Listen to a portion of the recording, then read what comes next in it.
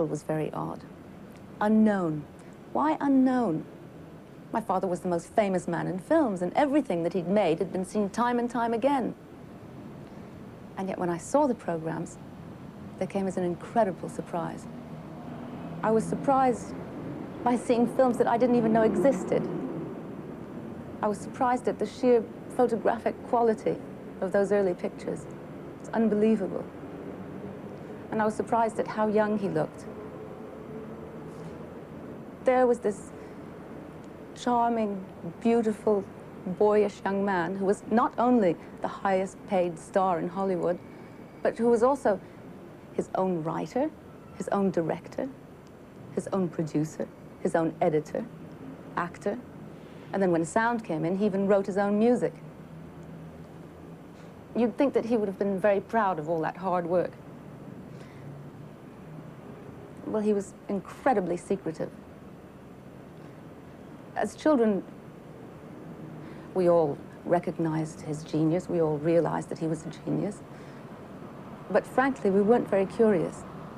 And sometimes if we did ask him something, he'd say, "Get on with your homework." I understand why now. Someone defined art as concealment of effort. And clearly the effort involved in making a Chaplin film was superhuman, partly because of the way he worked. Apparently, sometimes he would begin with only one single idea and then he'd just make up the rest as he went along. And often he'd get stuck and repeat the same scene again and again and again in hope of sparking off some idea. And I realize now that he probably would like most of this to be forgotten. And yet, far from diminishing his status as a filmmaker, it made me admire him all the more. Now, how did all this material come to light? Much of it was preserved in my father's vault. He had ordered it to be junked, but the orders hadn't been carried out, thank goodness. And my mother made the material available to the producers, to David and to Kevin. And as soon as this happened, rare Chaplin footage started appearing as if by magic. There's an American collector called Raymond Rohauer, who years before had acquired the outtakes of the comedies my father had made for Mutual in 1916. These too had been ordered to be burned in the 50s, but this man had saved them, thank goodness. And there's some incredible footage that was photographed on the set of City Lights by a good friend of my father who was called Ralph Barton, and this was preserved by his nephew in Kansas City. All these priceless discoveries have been combined with the more well-known sequences to reveal in the most incredible, moving way something that's never been seen before, which is Charlie Chaplin at work.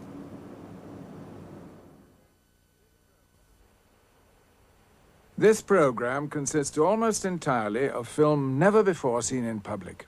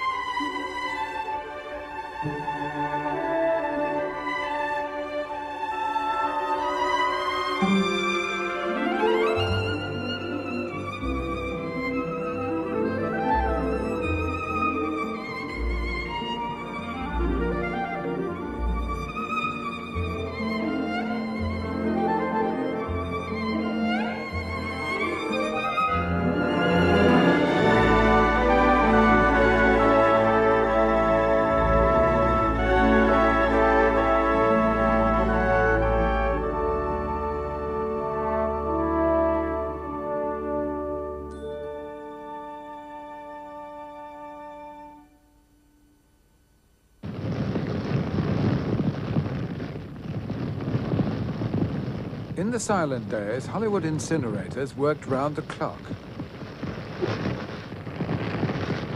And this is one reason why Chaplin's working methods are so little known. Like all filmmakers, he destroyed the film he didn't need, his outtakes, his rushes. And film that escaped the flames often destroyed itself. It could rot through chemical decomposition. Film which might be as revealing as the sketchbooks of a great artist. For Chaplin was a great artist. As far as the art of film is concerned, many consider him the greatest. Another clown, Grock, said of him, Chaplin gave our generation true insight into the heart of a clown. More than that, into the heart of all browbeaten humanity.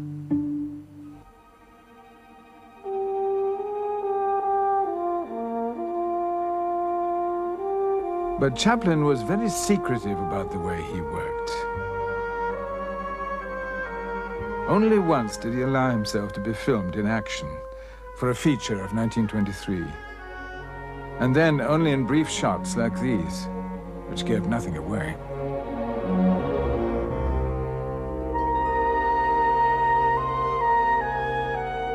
He was the silent filmmaker supreme.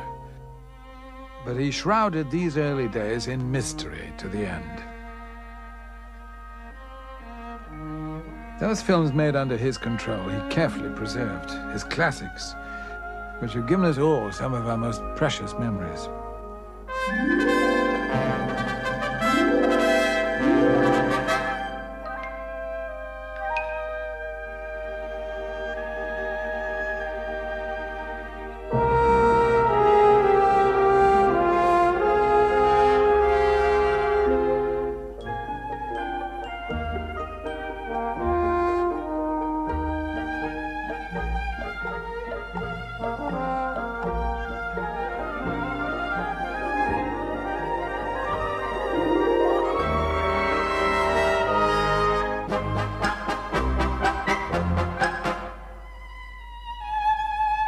For this film, Chaplin did not own the copyright.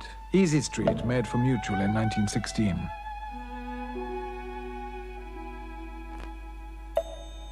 These early comedies Chaplin ignored. Many passed into other hands, copied and recopied until they were a strain to watch. This is how the original prints once looked. The photographic quality is sharp and clear, emphasizing the tragedy that so much has been lost. But by a miracle, some Chaplin outtakes have survived. Can after can of them from the period of the Mutual two-reelers. No one survives from the Mutual period, so the film in these cans must tell its own remarkable story, a kind of archaeology of the cinema. New York, 1916. Chaplin receives a bonus check from the president of the Mutual Film Corporation. His first year's salary? $670,000 plus the bonus. In return for becoming the highest paid entertainer in history, Chaplin has to produce 12 smash-hit comedies. The first is The Floor Walker. Its subject, with typical Chaplin irony, is embezzlement on a grand scale.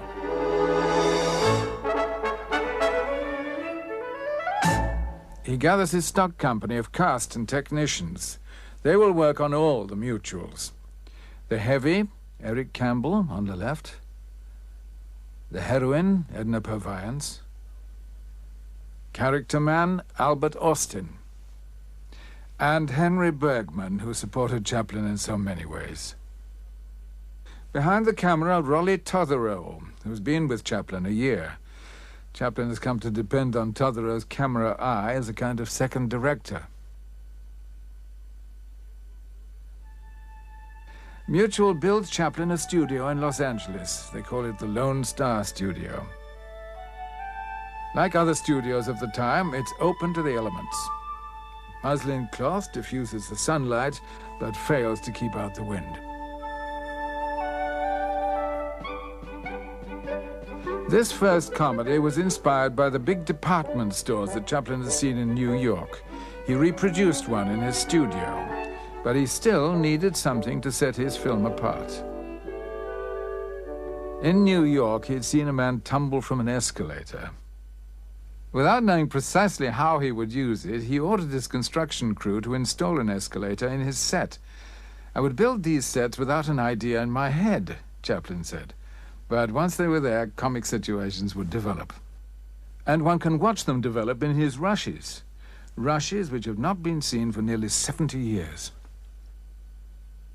The slate board provides a new number for every shot.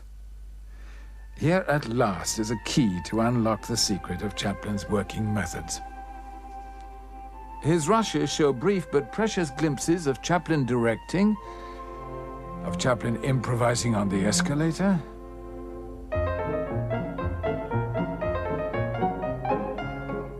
of the camera crew at work,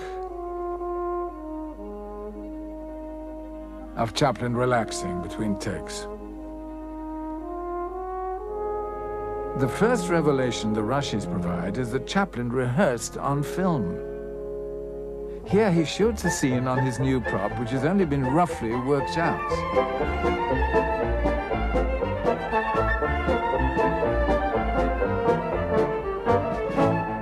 Having screened it, he reshoots it to quicken the action.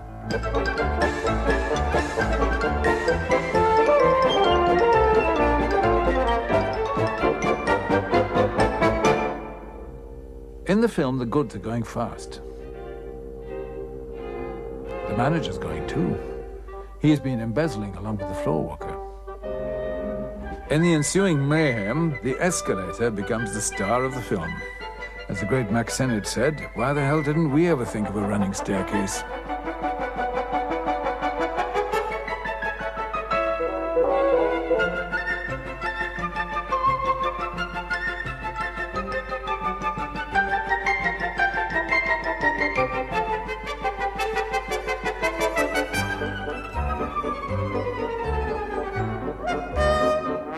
Props and sets were the springboard for all the Chaplin mutual comedies.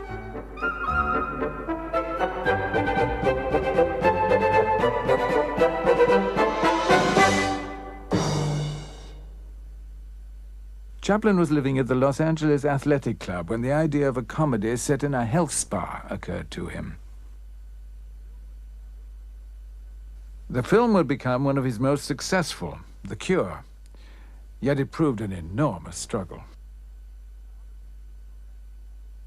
He followed his usual method, working entirely without a script. He decided his health spa should be a prosperous place. Its focal point should be a drinking fountain with pure spa water. The man who found the well, played by Loyal Underwood, should be a physical wreck. So should his employees.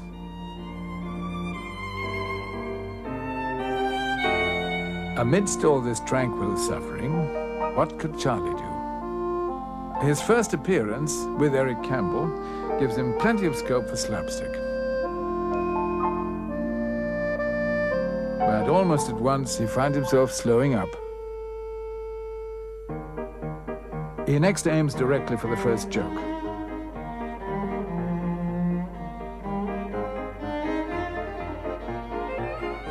And the action quickens. Chaplin is signaling two reels of unmotivated anarchy in his very first scene. And that is more Max Sennett style than his. When he views this scene, he quickly spots its defects and knows at once he can do better. By setting it in the lobby, he can provide some reason for the gag. He can also change his costume so it shows up better. And with Eric Campbell as the victim, there's more reason for Charlie's callous behavior and its results.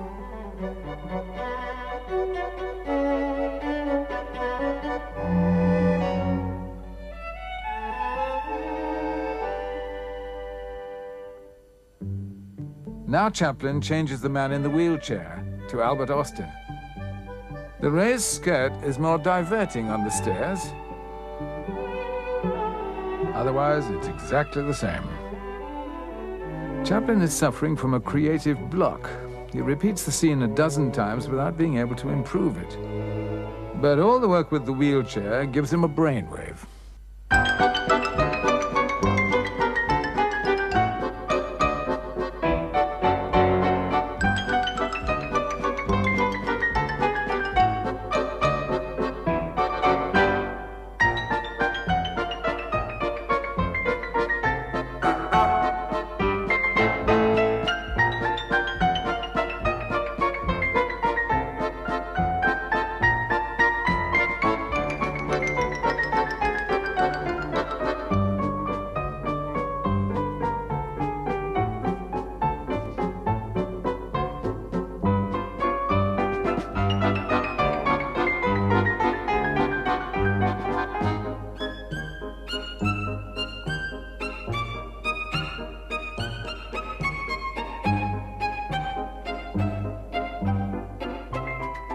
Charlie on the side of authority, bringing order out of chaos, is inconsistent with his character.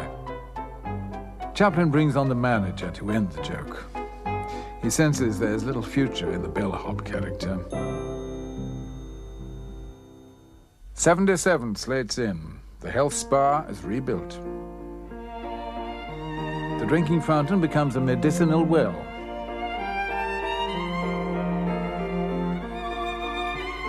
And now there is a resident drunk. When Chaplin showed John Rand how to play the part, he must have recalled his own music hall career when he specialized in drunks. And he makes a dramatic decision to scrap everything and start again by simply reversing the roles.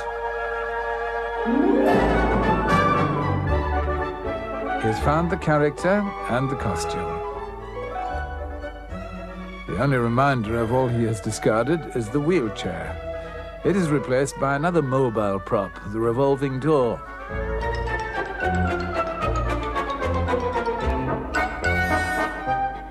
Chaplin had a lot of trouble with inanimate objects. After a dozen takes, his cane accidentally jams in the door. But in the film, he uses the mishap.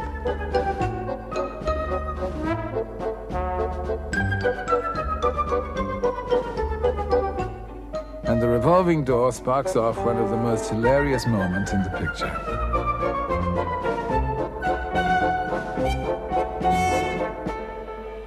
This is not Eric Campbell, but a stuntman. Chaplin has told him to stay underwater for as long as he can, waving his legs. The signal for his rescue, his legs together.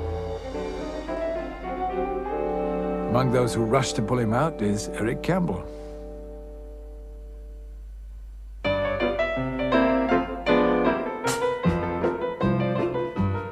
The gymnasium is the heart of a health spa and the heart of this film. Chaplin had many attempts to find the right gags.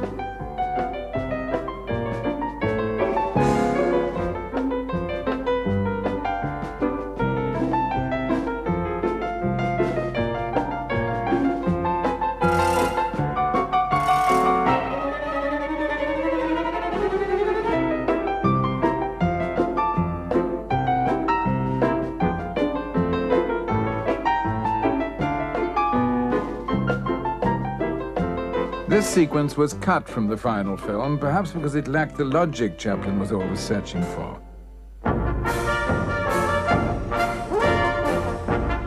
He uses the contortionist to more memorable effect in the massage scene.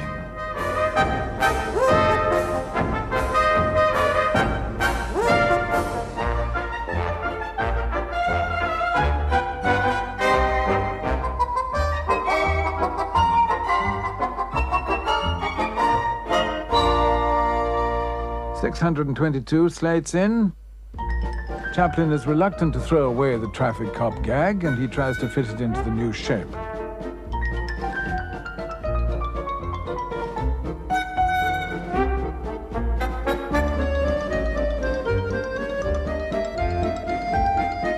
But without a uniform, there's no reason for the gag, no logic, and Chaplin discards it. This romantic interlude, with Charlie promising to take the pledge, demonstrates the perils of directing and acting in the same film. Had Chaplin been watching from the camera, he would have noticed the overhead diffusers waving in the wind and letting sunlight through to the steps behind.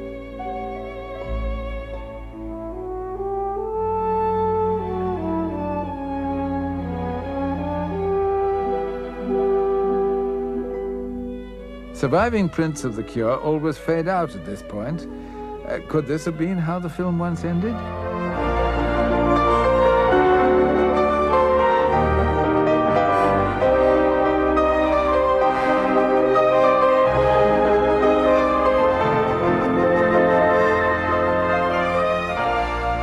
Or is Chaplin just fooling for the benefit of Edna Purviance?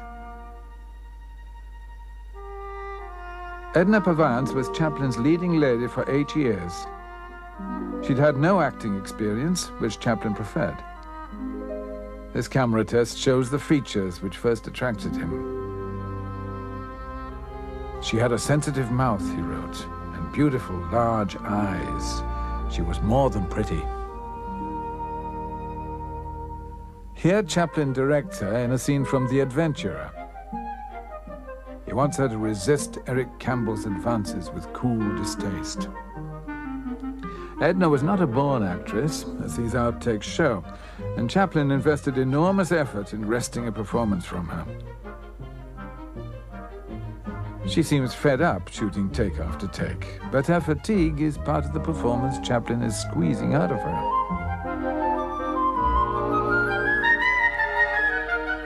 And gradually, she gives him the quality he wants. But he adjusts her position and tries again.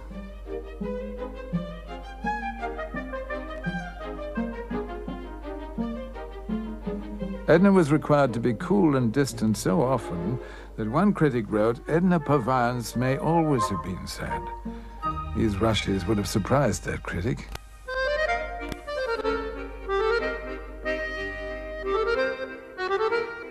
Edna's sense of humor delighted Chaplin, but cost him a great deal of film.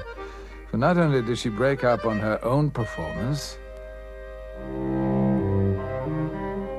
in this scene from The Vagabond, she bursts in on an actress playing her mother.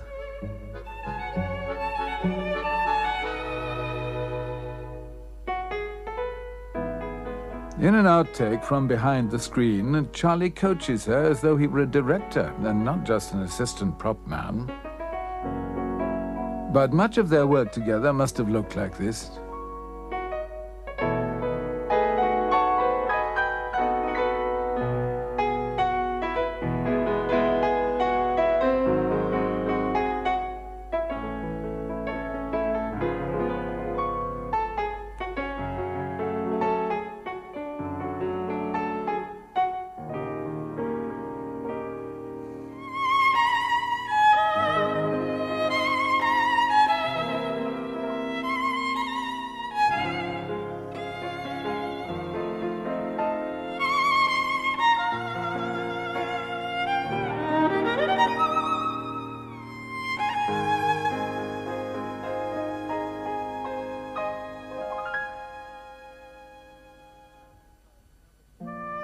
Chaplin tries another version for his encounter with Edna.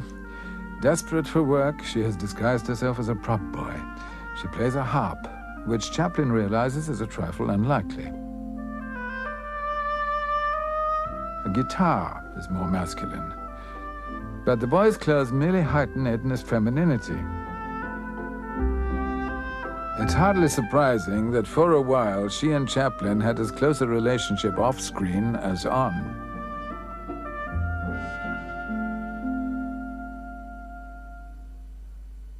Behind the screen was a parody of life at the Max Sennett studio, where Chaplin began his film career.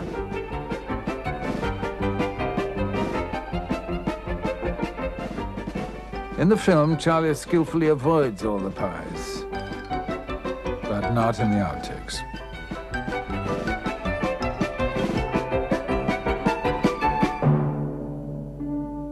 Sennett comedies were also famous for glamorous girls.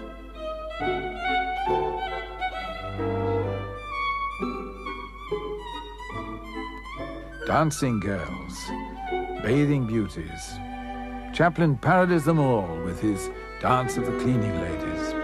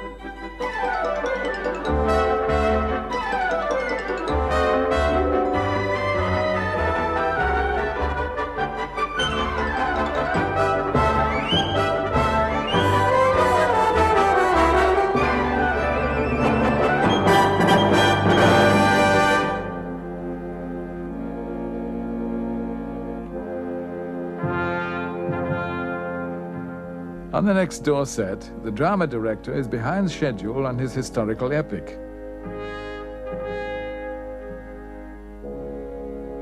The executioner has no idea how to handle his axe.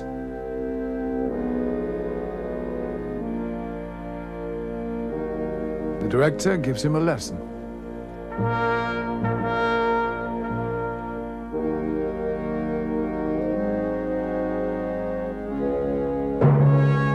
The blade falls within an inch of his heel, and there's no doubt the axe is sharp, for the blade is buried in the floor. Risky to do once, Chaplin does it again and again.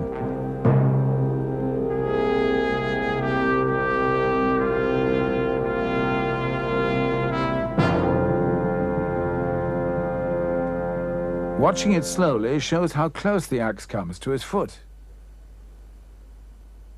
How it was done was never revealed, for Chaplin favored mystery. The solution can only be found from the film itself.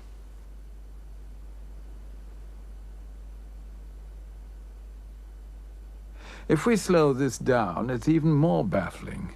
He seems to kick an object on the floor, and his hat wobbles before he conjures it on his head.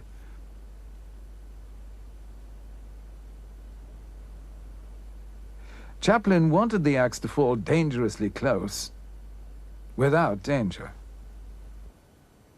This slate board provides a clue as to how he did it. And the answer shows how skillfully Chaplin and his technicians could use camera tricks when they needed to. It was done by cranking the camera in reverse and staging the action backwards. The hat falls from his head, which is the reason for the wobble, and the object on the floor is a mistake, his pipe knocked from his mouth. And after all this effort, the scene was cut and never shown.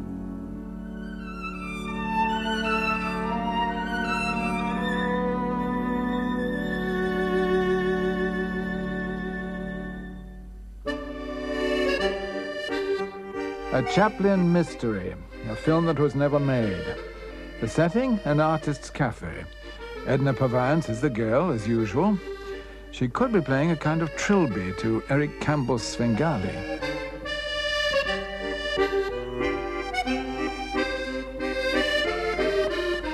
Albert Austin delivers a challenge to a duel.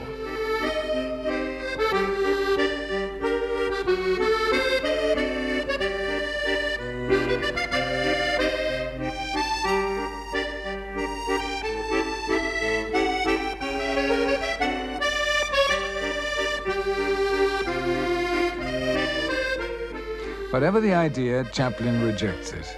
For now, he starts in earnest, on slate one. Albert Austin wears the same costume. Charlie is better dressed than usual.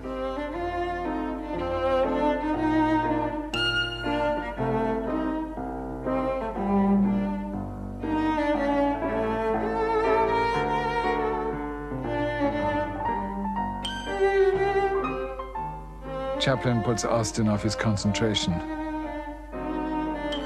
After all, it's only slate one.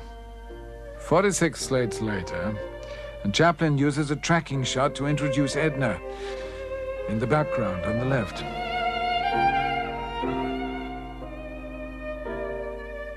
Now Edna wears a different costume and plays a different character. A lonely girl who can't afford a meal.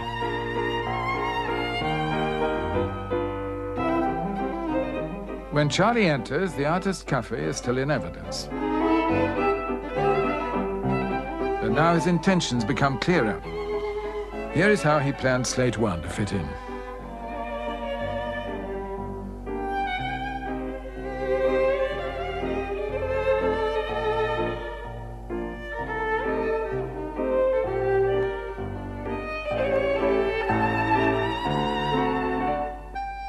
He cast Henry Bergman as a bullying waiter.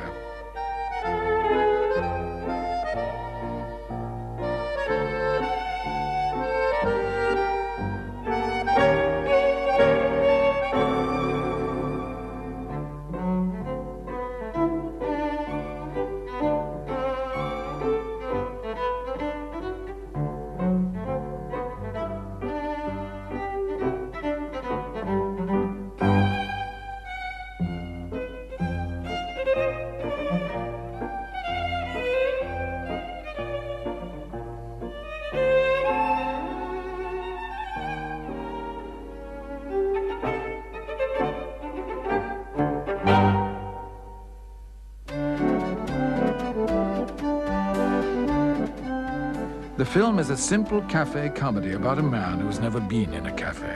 That's all it is, so far.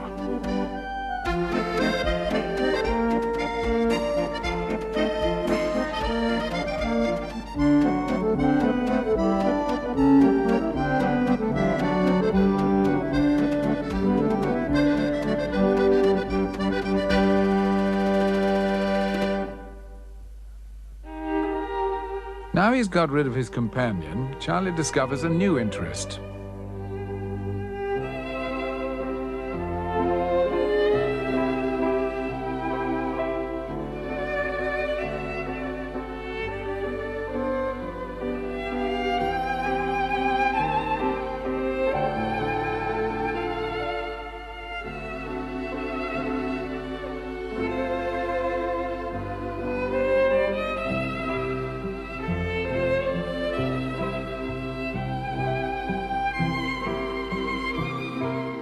Charlie now sees the importance of table manners.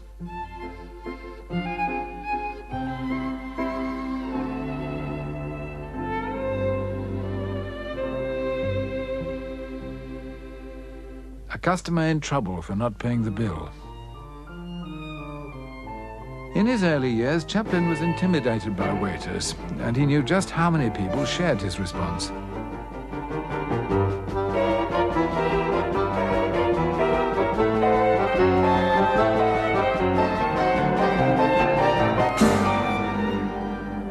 Charlie checks his own money supply.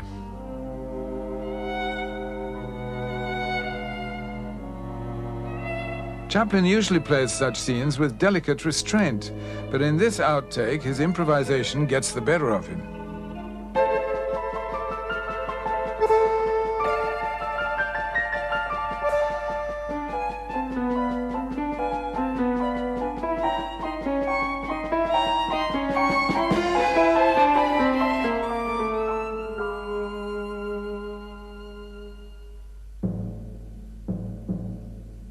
Finding a coin on the floor gives Charlie the confidence to recall the waiter.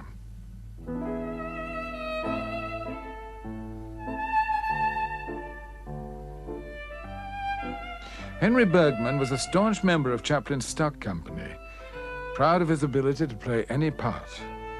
But Chaplin was now wondering about his ability to play this one.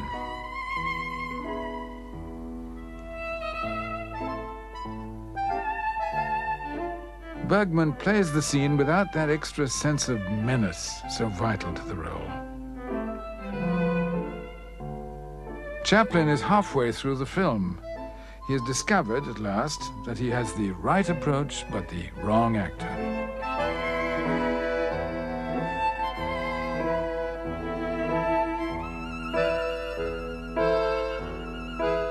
He has to make a drastic decision. The kind of decision that drives directors mad.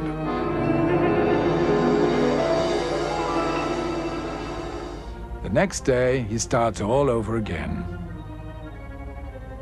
He has to reshoot all the waiter scenes with Eric Campbell, this time to much greater effect.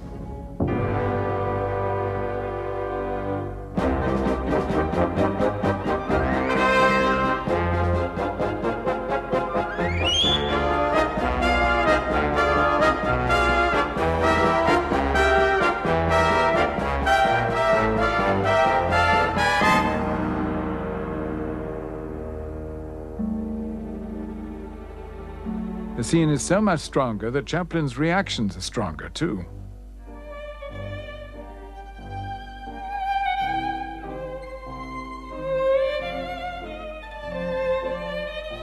By the change of actor, Chaplin converts a mildly amusing scene into what, in its full version, is a classic sequence of film comedy.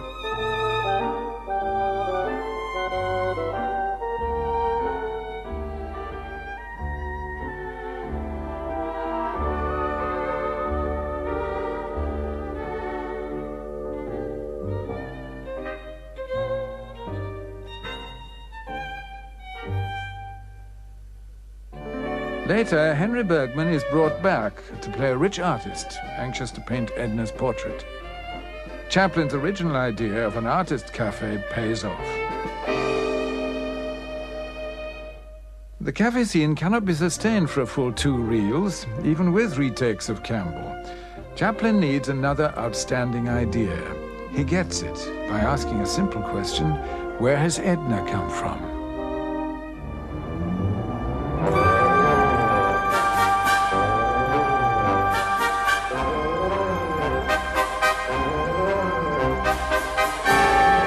Edna and her mother are immigrants. Chaplin now has the theme and the title for his comedy. He retains the emphasis on food. He does not, however, retain this scene. Chaplin plans to open the film with the boat scene, giving to all the scenes in the cafe an extra dimension.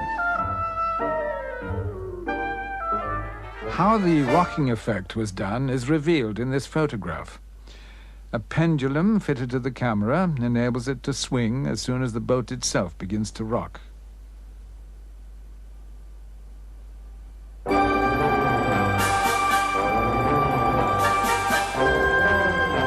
Chaplin makes even the misery of the immigrants seem comic.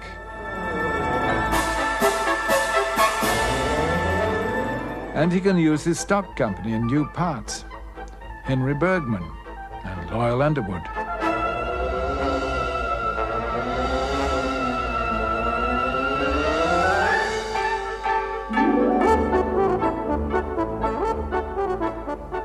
The set of the dining room is not on the boat, but in the studio. The cameraman accidentally reveals that the set is on rockers.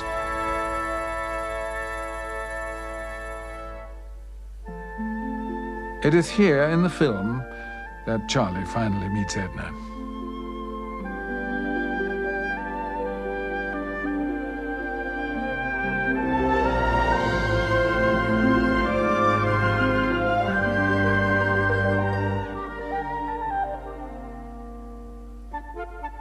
During the card game, Chaplin produces a prop he had never used before and would never use again.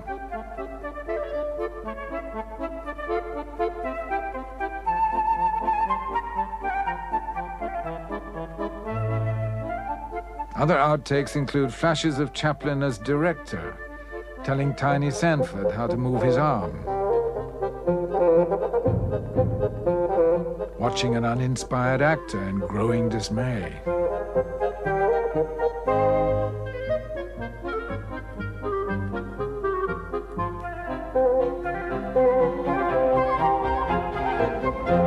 becoming affected by Sanford's overacting,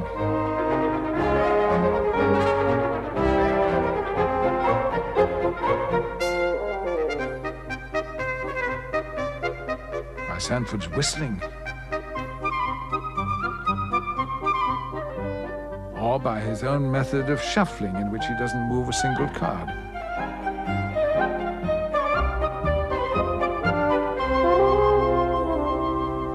In contrast to all this hilarity, a flash of anger at unruly extras in the farewell scene.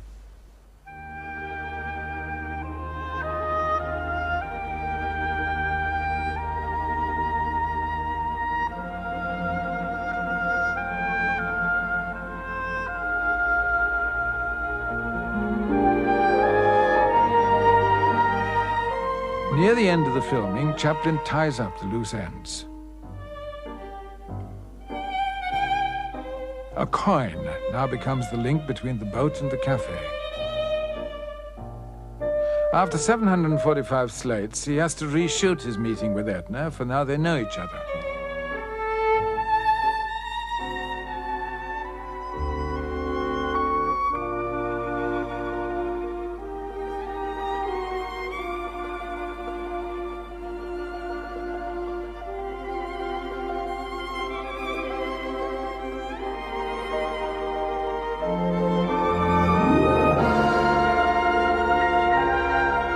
The film now falls into place as Charlie realizes that Edna is alone in the world.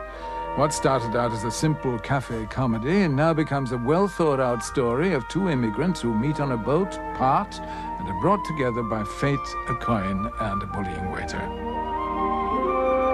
The rich artist now propels them towards a happy ending. he will pay for the privilege of painting Edna's portrait.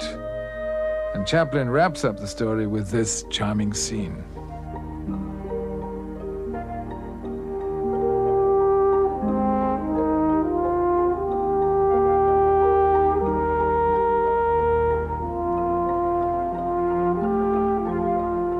On its release, Photoplay magazine said, "In its roughness and apparent simplicity, The Immigrant is a jewel. No farce seen in years has been more adroitly, more perfectly worked out."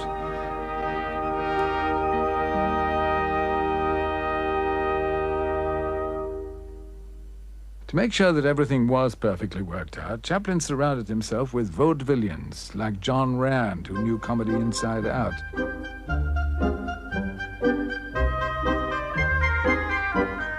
And he had the help of one of the top English music hall comedians, who can be glimpsed at the end of this take demonstrating the gag to Rand.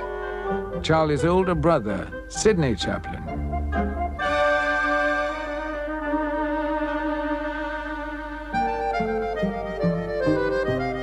Sydney, on the right, had been the more famous comic in England, but he took his work less seriously than his brother, which perhaps accounts for this piece of film, the kind of fun in front of the camera Charlie seldom indulged in.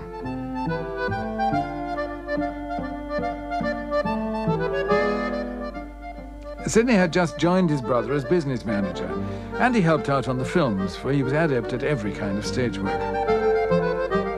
But even as skilled a performer as Sid Chaplin could make mistakes. So it was with his brother. Buried among his rushes are his mishaps and accidents.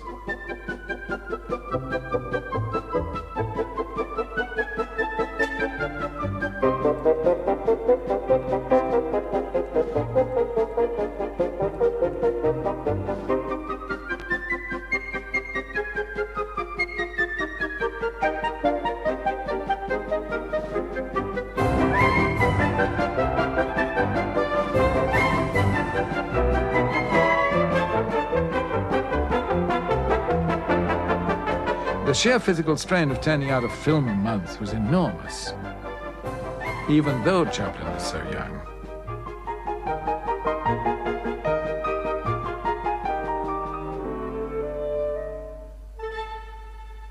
Was it coincidence that in Chaplin's last film, under the demanding mutual contract, he plays a man who escapes from prison?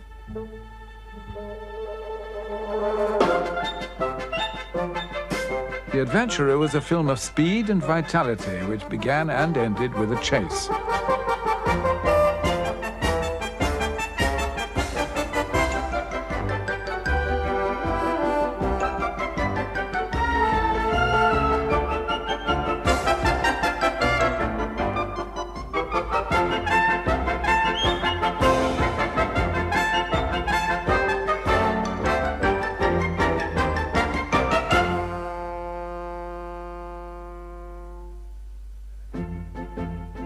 Later in the film, Charlie finds himself a guest at a house party, but he's never been a guest of anyone, except the federal authorities.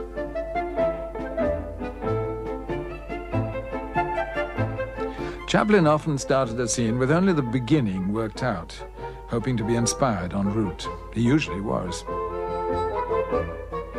Here he has the routine rehearsed as far as the drinks are concerned.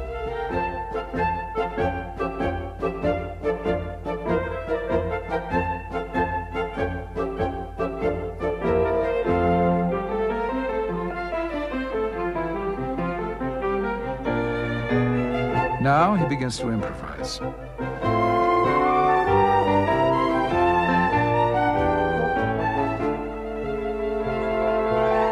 He doesn't get very far, but he's obviously pleased with the gag. This take is awkwardly staged.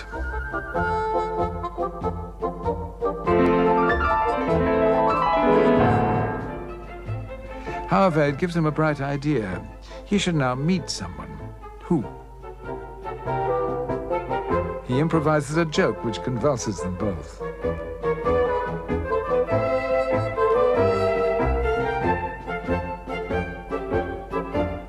Now everything falls into place.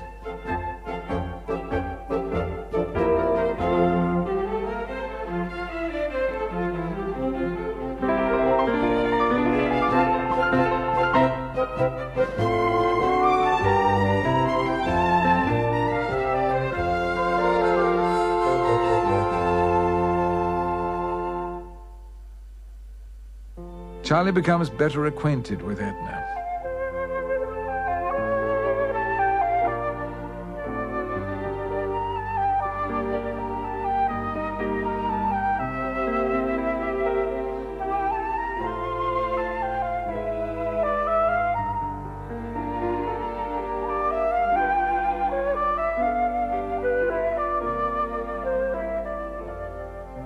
This charming scene does not appear in the film. Chaplin has worked his way into a major difficulty. He had started a sequence with a Spanish dancer.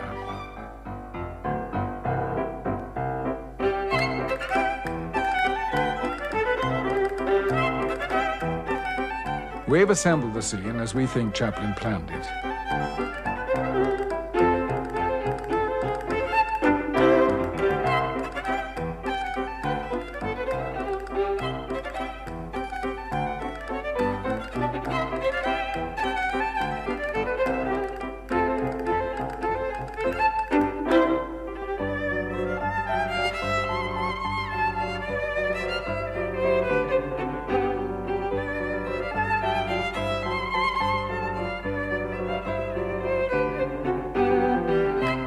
Having set up the Spanish dancer, Chaplin has to make something out of it.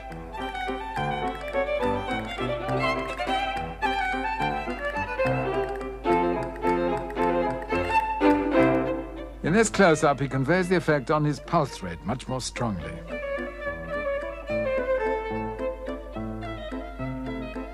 But he has given himself a problem by flirting with two women in one scene. 30 slates later, he is still stubbornly trying to conjure comedy from an unpromising situation.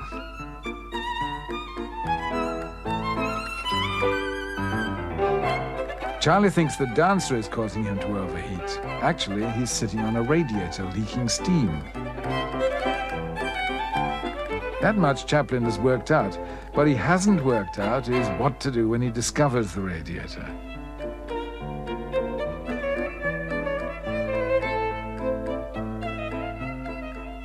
The scene ends with a spontaneous but unrehearsed move, untypically clumsy, and much of it missed by the cameraman.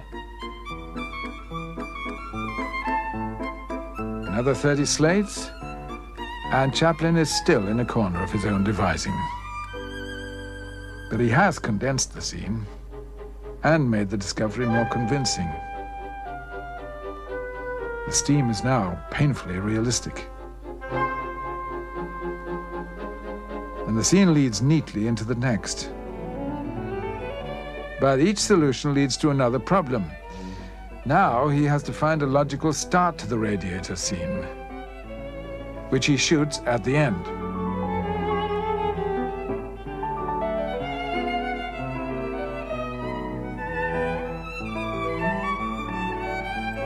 Now that he has worked out all the permutations after 100 laborious slates, what does he do with the sequence?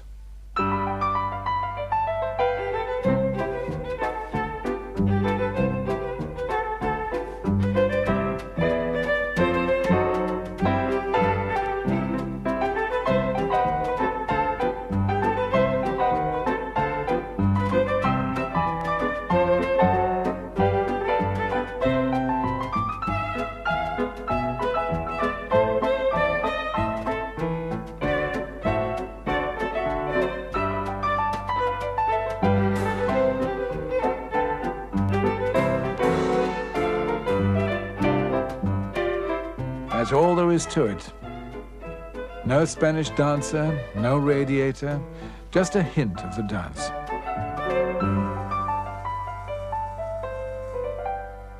When I had difficulty solving a problem, wrote Chaplin, I would lay off work and try to think, striding up and down in torment. This unique fragment shows him in discussion with Albert Austin and Henry Bergman, his two closest advisors. It was the hours spent like this that produced moments like this.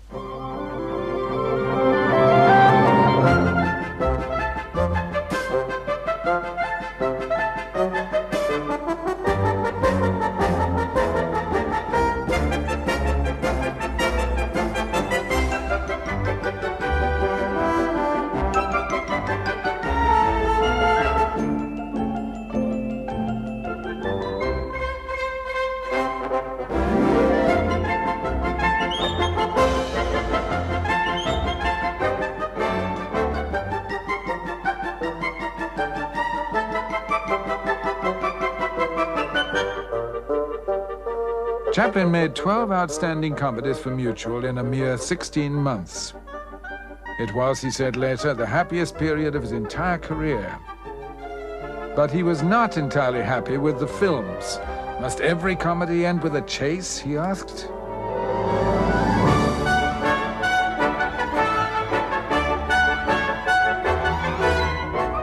In 1917, he left.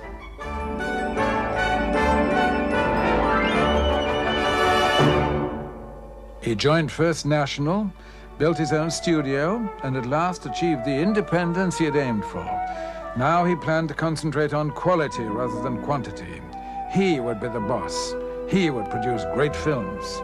And those who worked with him describe how in the next episode.